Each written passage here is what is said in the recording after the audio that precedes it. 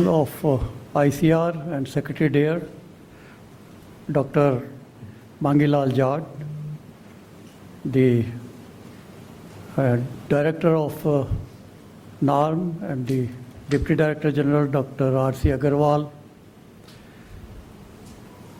the honored guest today, Mr. Rajavelu, Dr. Janvel, Dr. Gopal Lal, Dr. Srinivasa, Dr. Venkateshwarlu, Dr. Kondania, Dr. Praveen Rao, Dr. Anwar, Madam Kalpana Shastri, many faculty members, all those who have received their diploma today, and their proud parents, ladies and gentlemen. Any event has two sides. We were all very joyful earlier, and in 1 second we became sad. So a coin has both the sides. And therefore, I would like to also start today to remember our Bharat Ratna, Dr. M.S. Swaminathan, whose 100th year we are celebrating this year, and who had the vision to possibly create agriculture research service and institution like this, National Academy of Agriculture Research Management. I am really very happy to be here. Thank you, Dr. Agarwal, for having asked me to be the participant in this happy event. And it has also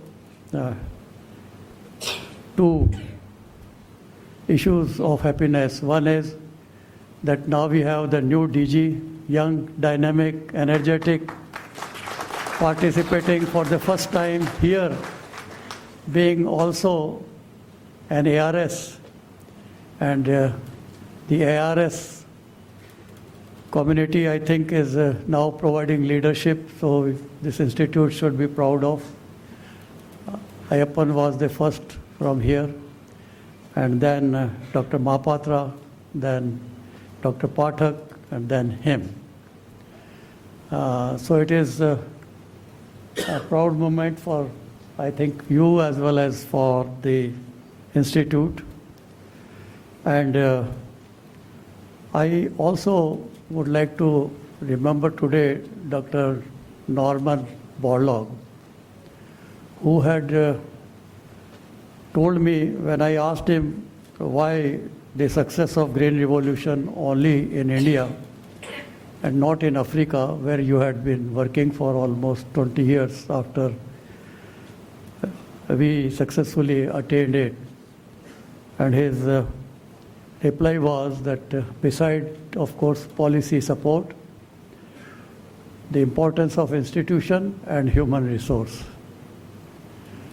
Without good institution, and he said institution like IRI I don't have in Africa, and human resource like Dr. Swaminathan I don't have in Africa to achieve. So you can understand the importance of institution and human resource. And once while I was heading ICR, a delegation from Africa had come,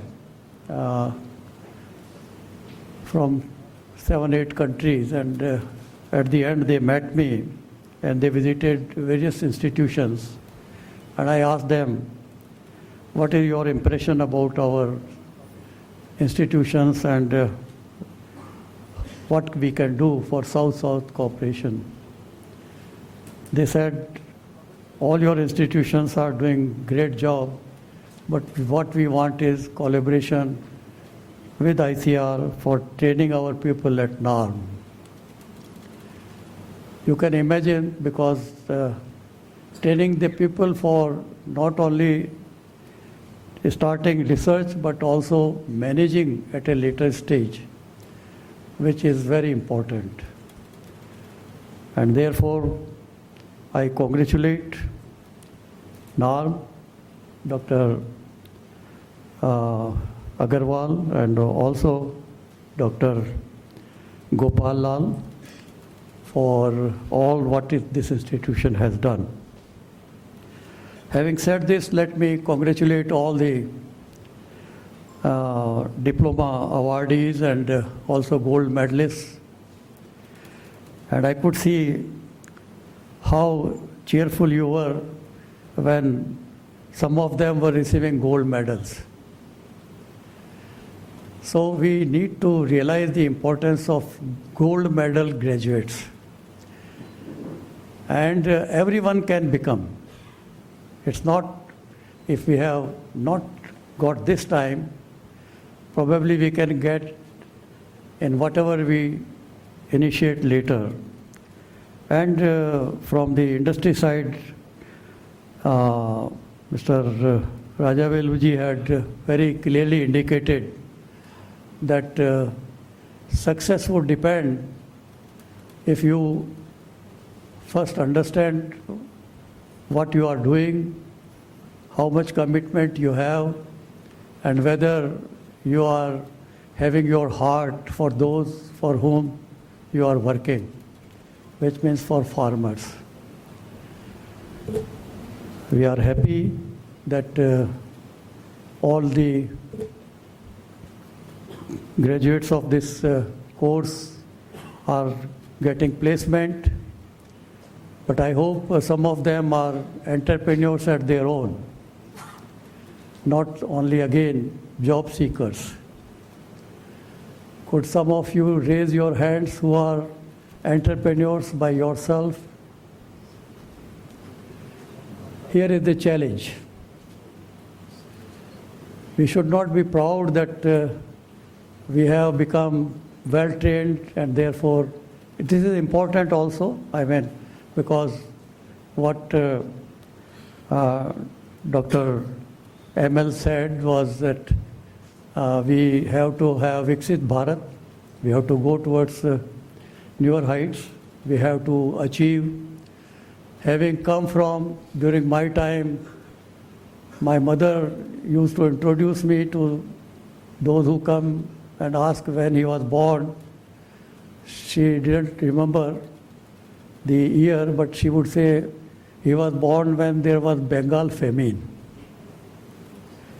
And I think Bengal famine, many of you may not be knowing, more than 3 million people had died, not because of disease, but because of lack of food.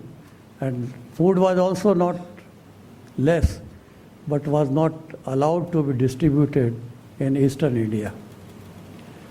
And the decision by that time by the British Prime Minister that let them die, but food must come to UK, made all that difference.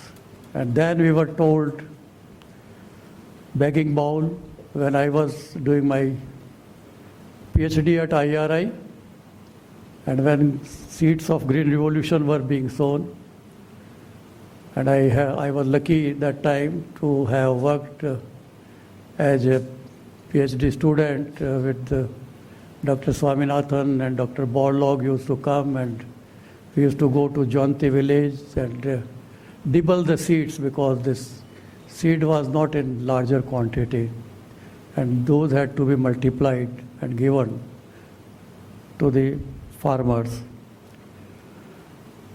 I must say that from there we have come to the stage of surplus, and not only surplus, to the stage of export. And now, since then, we are not looking back. It all happened because of good institutions in all fields, and that's how we created institutions in all sectors of agriculture. And we also are happy that now we have exports touching around 55 billion US dollar. Our Prime Minister has given a call for 5 trillion economy to become number 3 by 2030. Agriculture is contributing 55 billion. I have no doubt if this kind of structure and national agriculture research, education and extension system, which is unparalleled, we should really be proud of it. We don't see it in many of the developing countries, and many developed countries are also envious of it. So I have no doubt that we would be able to at least contribute 1 trillion out of this 5 trillion economy. Having said this, and I don't want to take more time to tell that what we have done, where we have come, what we have achieved. Our food grain production, we have now buffer stock being maintained for last almost a decade, above 50 to 75 million tons, whereas we were importing, when I was PhD student, 10 million tons, and we didn't have money to buy it. So we have come a long way. But again, as the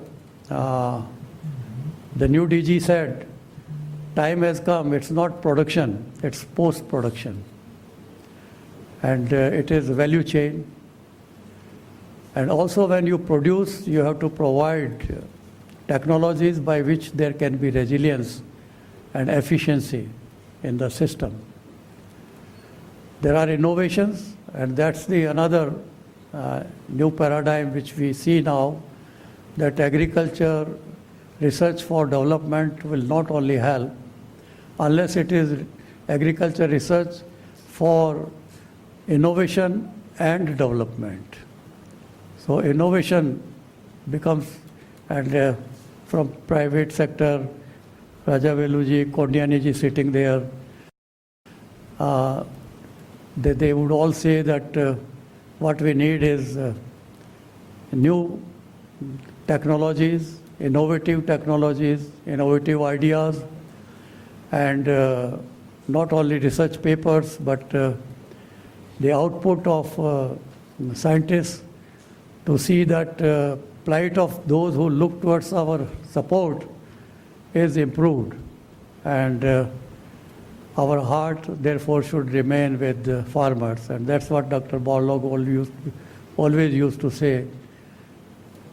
No one will be able to accomplish in agriculture unless their heart is with the farmers and farming community.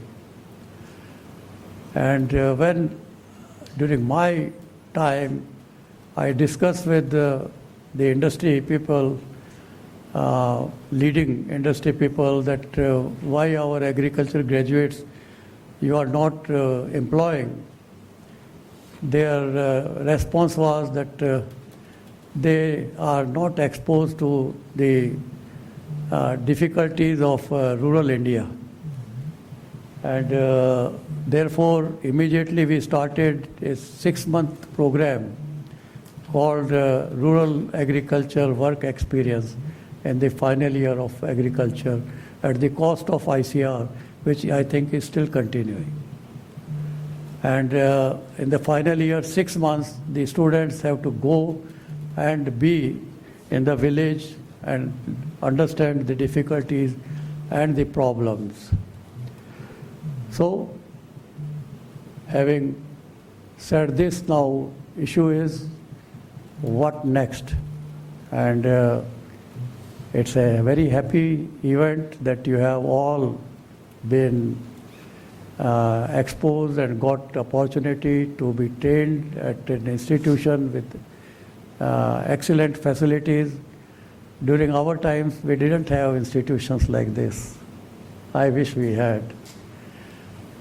So, and we didn't have scenario of this kind, that we have enough of food Now, in horticulture, we are number 2 after Brazil, and in vegetable, we are number 2 after China. China has internal market, and India also has internal market, and luckily we are consuming almost 90 to 95 of it. But some of it is also wasted.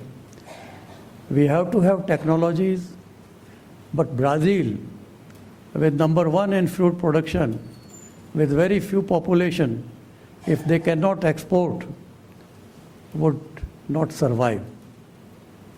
And how they are surviving? Because of the best value products, export globally everywhere, and have to be worldly wise.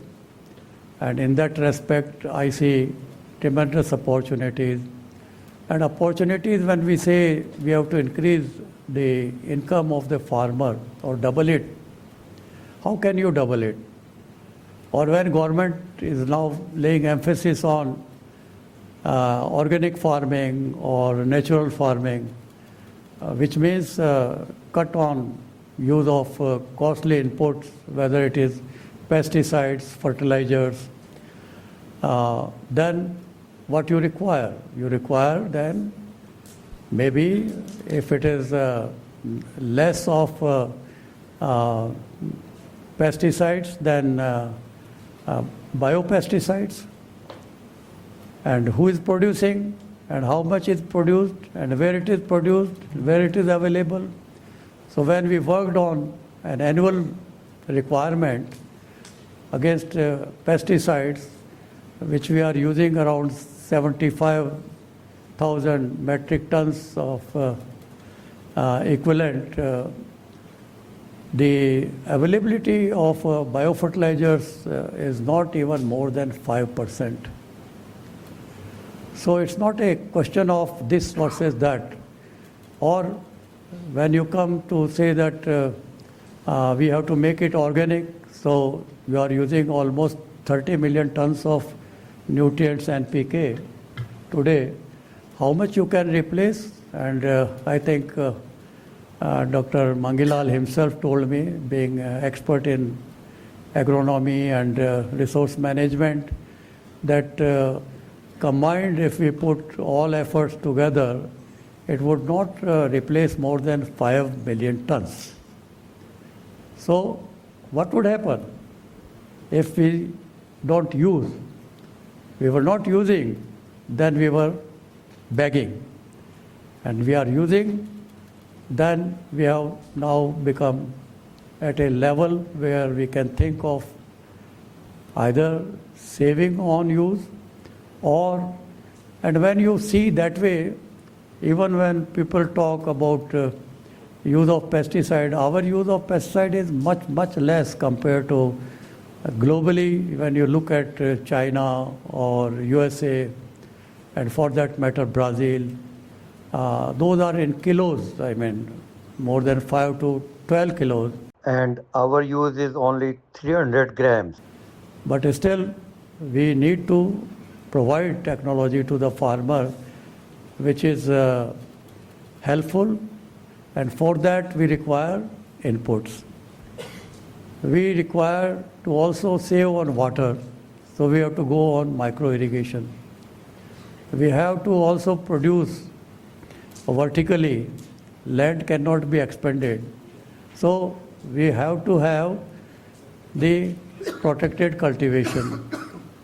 And we have to have new technology for that. We will have to have more efficient entrepreneurs, and those entrepreneurs who can make a success of it. And there are success examples, many of those.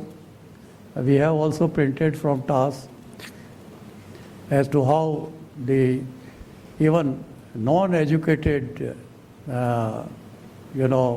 people from village have succeeded, and some of them have got now Padma Shri over the last 3-4 years. So sky is the limit, and I come to the second part, and that is that when we had the Indian Science Congress organized, prior to me was Dr. Mashelkar in Pune, and in 2000, and in 2001, January, in Delhi, Pusa Institute, by myself. We decided that let us, at that time the president was Dr. APJ Abdul Kalam. And always the Science Congress used to be inaugurated by, now Indian Science Congress is closed, not happening for last 2-3 years, unfortunately. But it used to be inaugurated by Prime Minister, and that was our pride for national science system. But at that time we realized that President didn't have any role. So we thought, what can we do? So we started Youth Congress. And youth, because India has great strength compared to even China. China with a one-child policy per family has less children in the age group of 15 to 27 years. We have 400 million. Out of those 400 million, there are 200 million in the rural sector. But they do not know what to do. They have done school pass-outs. I go to my village and see them sitting either at the hotel outside, or they're talking to each other. What are you doing? Have you got education? They would say yes, graduation. Someone would say post-graduation. Someone would say school pass out. But then what are you doing? कहते साहब काम ही नहीं है. I think it's a, and when you talk to farmers, when I was chairman of Haryana Farmers Commission, invited the progressive farmers and talked to them that what do you need? So their need was the two. One is, we don't want subsidy, sir. We want good knowledge around the new technologies and new agriculture. The secondary agriculture and specialty agriculture. और वो भी knowledge हमें सिर्फ क्या आप कह के नहीं बताइए, हमें दिखा दीजिए. Saying is believing, seeing is believing. So show us the path, show us the way, and which are the institutions which we can be attached to get this kind of support. Institutions like this, where now you have facilities and also all kind of training and all kind of industry people coming and interacting with you, and incubator has been created of national or international standard. And the second thing they said was that can something be done by which our children can retain in agriculture? Because they are not interested in agriculture. So we don't see the continuation and future. So in that respect, when you start looking and we start thinking, Dr. Swaminathan and myself, we thought let there be a movement for motivating and attracting youth in agriculture. And how can you motivate them? Motivation, first, education.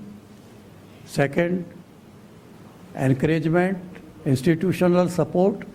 Third, the hand-holding. Fourth, mentorship. Fifth, linking them to the banking system for credit. And fifth, linking them to market. And when we started having these kinds of debates for Maya at the national level, it was very exciting. The young people came with so many bright ideas, and the competitions when we had, it revealed that what they need is some kind of support, some kind of advice, some kind of guidance, some kind of support under social CSR, what you call social responsibility by the corporate sector, and even by the banks and NABARD and so on. And now today when you look for agriculture, you require the better expertise for technology transfer and better knowledge. And for knowledge, you have to have more competent people. Extension system in the government system has weakened, and especially it is there for crops but not for other sectors, whether it is fishery or whether animal husbandry. And I can tell you, we had recently a conference on dairy industry, future of dairy in India. We came to learn, which was not a kind of, that there are youth who are exporting now. What they are exporting? Goat milk and camel milk. There is hardly we are using, but they are exporting, they are finding niche for their products, and they are able to link. So you have to be globally wise, you have to link yourself with the market. Market survey should be the first. Second, where the raw products are available, and are they available in sufficient quantity? Now, even if it is biofertilizer, so which biofertilizers and where?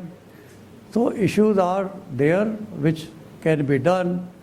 Fertigation, if it is protected cultivation, solarization, it all needs a specialty and special technologies. And then my concept is that you don't be a job seeker, but a job creator. And there are options for it, but one has to take a plunge, and one has to take risk. And that's why we don't want to take risk. We are happy we got 15 lakh, this person got, and 17 lakh or 30 lakhs.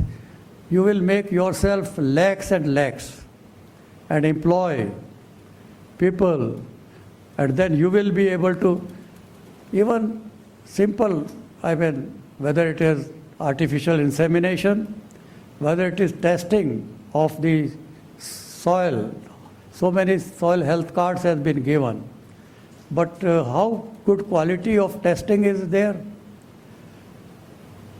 भाई आप अपना blood test कराते हो तो वो government के यहीं जाते हो क्या बैंक में, हॉस्पिटल में? When you can get your blood test done from the private testing labs, why can't there be private labs for the soil testing and better advice to the farmer? Why can't there be better service provided to the farmer for pest control on custom hire basis? Why can't there be the custom hire system for providing the equipments and machinery? Farmer, the small farmers cannot buy, they cannot afford. But then who will do these? For these we will need agri-clinics. For these we will need the trained entrepreneurs in vocational areas. And we in Indian system have created beautiful universities and IRI and Central Agricultural Universities. They can be called or compared with Indian Institute of Technology in the technology side, IITs. But we have not created ITIs, Industrial Training Institutes, which means now we don't require for the future, for value addition, for post-harvest management, for reduction of losses, which also create the greenhouse gases and create problem for climate change. So what we now require is to see that we have a new breed of young scientists who can take this challenge, and Dr. Mangilal said our target should be Viksit Bharat. But for Viksit Bharat now we need a way forward. And in that way forward, I see great role of youth in India. And I have no doubt the kind of youth that we are producing now, only thing is their mindset has to be changed. Not only look for jobs. Good, they are getting jobs. Even I would say when I took agriculture, everybody laughed at me, why you have gone to agriculture, this is no subject, all go to engineering and medical. And I said, no, better I would, if I don't get anything, a better option, I will do agriculture at my own farm. Somehow luck didn't provide me that opportunity because my mother insisted I should go for higher and higher education. And I landed elsewhere, but who else will do it in a different way? And in that respect, we have to now see that in future we take care of our food security, nutritional security, and environmental security. I think I have already taken long. I can go on, but I would like to say that I always, being optimist, feel that now you are having a jumping board, and this jumping board, an opportunity, environment, which I wish we had during our time, it should provide you to think globally but act locally. And that local action is important. We go and see so many things outside and be happy when we come back, but we don't think of creating it. So when you see anything good, try to also imbibe it and try to replicate it and try to be helpful, not for yourself, but also for the society. With this, I would like to say my best wishes to all of you, to your parents. They should be very happy कि अब हमारा बच्चा लाखों कमाएगा. But they can also now earn crores, I can tell you. और उनको जरा और एनकरेज कीजिए कि अब तुम जो है नौकरी नहीं करोगे, तुम अपना धंधा शुरू करो, अच्छा धंधा शुरू करो, करोड़पति बनो. और वो भी एक हमारे लिए मैसेज होना चाहिए ऐसे ओकेजन पे. और बच्चों को भी सोचना चाहिए कि क्या मैं नौकरी करता रहूँगा, और कुछ देश के लिए रिक्वायरमेंट बहुत हैं, opportunities are ample and we can not meet those.